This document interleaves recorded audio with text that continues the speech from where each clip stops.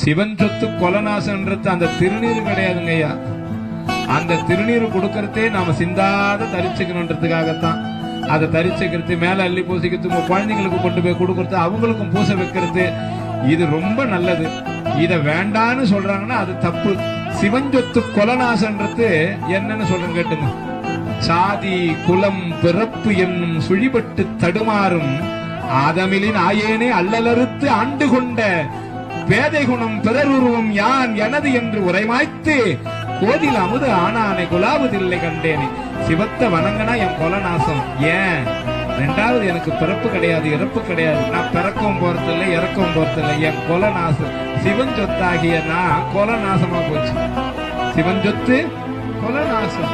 அப்போ அறியும் சிவம் ஒண்ணு, அறியாத வாயில மண்ணு.